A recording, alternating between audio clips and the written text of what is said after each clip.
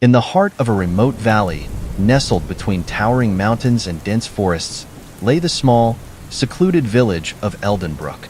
The village was picturesque, with quaint cottages, lush green fields, and a serene river that meandered through its center.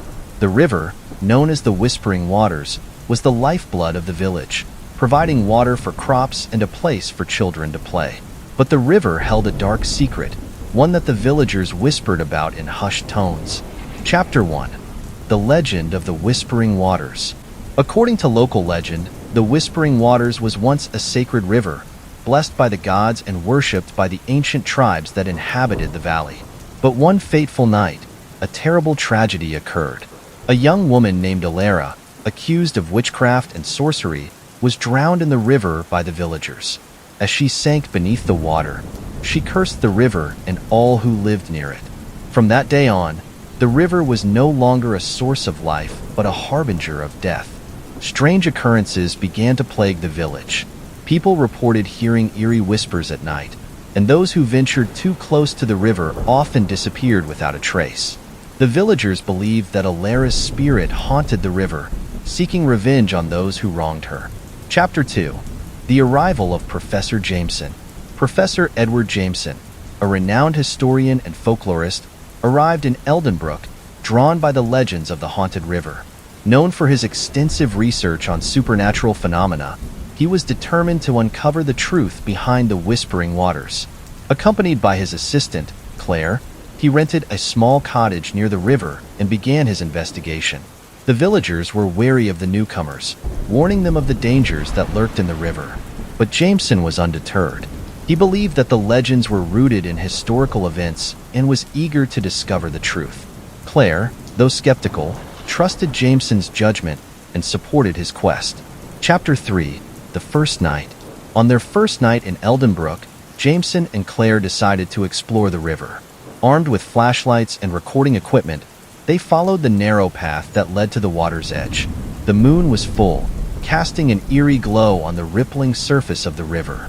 As they approached, a cold breeze swept through the air, and they heard faint whispers, as if the river itself was speaking to them. The whispers were barely audible, a soft murmuring that seemed to come from all directions. Claire shivered, feeling a sense of unease. Jameson, however, was fascinated. He set up his equipment, hoping to capture the whispers on tape. As they listened, the whispers grew louder, forming words that sent chills down their spines. "Help me," the river seemed to say. "Save me." Chapter 4. The Encounter. Determined to uncover the source of the whispers, Jameson and Claire returned to the river the next day. They followed the path along the water, stopping at various points to take readings and record their observations. As they ventured deeper into the valley, they stumbled upon an old, abandoned mill. The mill, once a bustling center of activity, was now a crumbling ruin, overgrown with vines and moss. The air around it felt heavy, as if the very land was steeped in sorrow. Inside, they found evidence of a long-forgotten tragedy. Old, yellowed newspapers and faded photographs told the story of Alara and her untimely death. The mill, it seemed, had been her home. As they explored, Claire felt a sudden chill. Turning, she saw a figure standing by the river, a young woman in tattered clothes, her eyes filled with sorrow. Claire called out to Jameson, but when they looked again, the figure was gone. Chapter 5. The Investigation.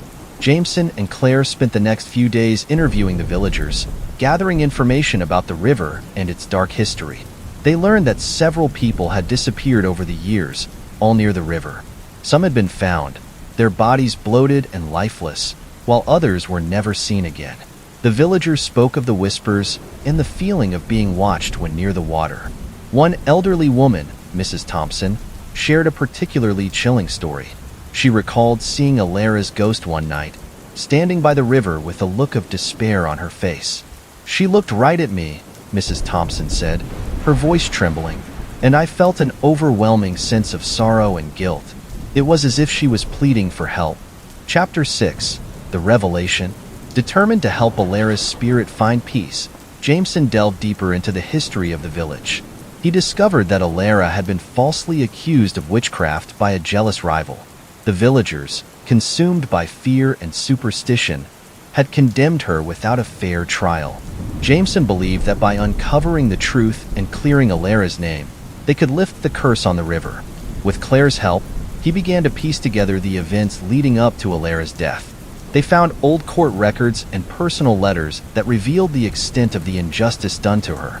Armed with this evidence, they approached the village council, hoping to persuade them to hold a memorial for Alara and publicly acknowledge the wrongs committed against her. Chapter 7. The Ritual. The village council, though skeptical, agreed to hold a memorial for Alara. They hoped that by doing so, they could put an end to the hauntings and bring peace to their village.